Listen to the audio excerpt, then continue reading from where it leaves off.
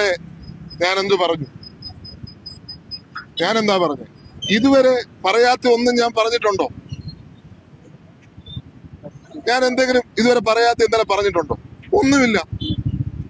ഞാനെന്താ പറഞ്ഞ? പാർട്ടിയോടൊപ്പം ചേർന്ന് നിൽക്കണമെന്നാ പറഞ്ഞത്. നിങ്ങൾ വേറൊരു സെൻസ് അതിന് കൊടുത്തു.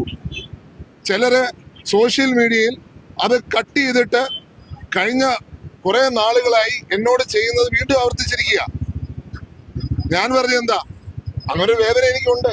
പക്ഷെ ആ വേദന ഉണ്ടെങ്കിൽ പാർട്ടിയാണ് വലുത്. ശ്രീ അഭിനും മനസ്സിലാക്കണം, പാർട്ടിയാണ് വലുത്. പാർട്ടിയോടൊപ്പം നിൽക്കണമെന്നാണ് ഞാൻ പറയുന്നത്. നിങ്ങള് വേറൊരു സെൻസിലേക്ക് അതിനെ കൊണ്ടുപോയി. കാരണം മറ്റൊരു കാരണം കൂടെ ഉണ്ട്. നമ്മുടെ ചുറ്റും വലിയ ശബ്ദ കോലാഹലമായിരുന്നു. അപ്പൊ എന്റെ ബോഡി ലാംഗ്വേജും അതിനനുസരിച്ച് അല്പം ഒന്ന് സൗണ്ട് കൂട്ടി ഞാൻ സംസാരിച്ചപ്പോൾ അതിന് വേറൊരു അർത്ഥതലം വന്നു. നിങ്ങൾ തന്നെ ഓർത്തു നോക്കൂ, ഞാൻ എന്താ പറഞ്ഞേ? ഞാൻ എന്ത് പറഞ്ഞു? പക്ഷെ അതിനെ വേറൊരു തലത്തിലേക്ക് കൊണ്ടുപോയി എന്നുള്ളതൊരു യാഥാർത്ഥ്യമാണ്.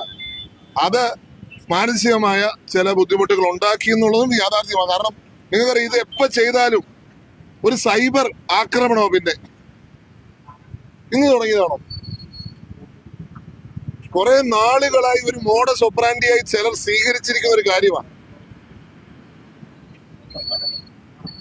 എന്നെ സംബന്ധിച്ച് ഒരു പദവി എനിക്ക് പ്രശ്നമല്ല. 23 വർഷക്കാലം പദവികൾക്കപ്പുറം പാർട്ടിക്ക് വേണ്ടി പ്രവർത്തിച്ച ഒരു വ്യക്തിയാണ് ഞാൻ. എനിക്ക് തിരുവനന്തപുരം തൊട്ട് കാസർഗോഡ് വരെ ഏതൊരു പാർട്ടി പ്രവർത്തനമായിട്ടും അവർ വീട് സന്ദർശിക്കാനും പരിപാടി പങ്കെടുക്കാനും ഒരു പദവിയും വേണ്ട. അപ്പൊ പദവികൾക്കപ്പുറമാണ്, പാർട്ടിയാണ് വലുത്. നിങ്ങൾക്കറിയാം, വലിയൊരു തെരഞ്ഞെടുപ്പിനെ അഭിമുഖീകരിക്കുന്ന ഒരു സമയമാണ് പഞ്ചായത്ത്, അസംബ്ലി തെരഞ്ഞെടുപ്പുകൾ. അപ്പൊ ആ ഒരു സമയത്ത് ഞാനായിട്ട് ഒന്നും പ്രത്യേകിച്ച് കൂടുതൽ പറയുന്നില്ല. ഞാൻ അക്ഷരമൊക്കെ ഉള്ള ഒരു കോൺഗ്രസ്സുകാരനാണ്. അതേ ബാക്കിയൊക്കെ അതിനുശേഷം നോക്കാം. എനിക്ക് നിങ്ങളോട് കൈകൂപ്പിയുള്ള അഭ്യർത്ഥനയാണ്. കഴിഞ്ഞ കുറെ നാളുകളായി എന്ത് പറഞ്ഞാലും അതിന്റെ വേറൊരു വശത്തിലേക്ക് കാര്യങ്ങൾ കൊണ്ടുപോകാൻ നിങ്ങളുടെ കുഴപ്പം മൊത്തമല്ല, ചില സോഷ്യൽ മീഡിയയിൽ ഇതിനു വേണ്ടി ഇരിക്കുകയാണ്. അവര് കോൺഗ്രസ്സുകാരെന്ന വ്യാജേന ഇരിക്കുകയാണ്. കോൺഗ്രസിനെ തകർക്കാൻ ഉള്ള ചിലർ പുറത്തുള്ള ശക്തികളാണ്. അതുകൊണ്ട് എനിക്ക് കോൺഗ്രസ് പ്രവർത്തകരോടുള്ള അഭ്യർത്ഥന, ഏതെങ്കിലും ഒരു വാർത്ത കണ്ടാൽ ഉടനെ അത് വിശ്വസിക്കരുത്. അതിലേക്ക് നിങ്ങളുടെ ശ്രദ്ധ പോകരുത്.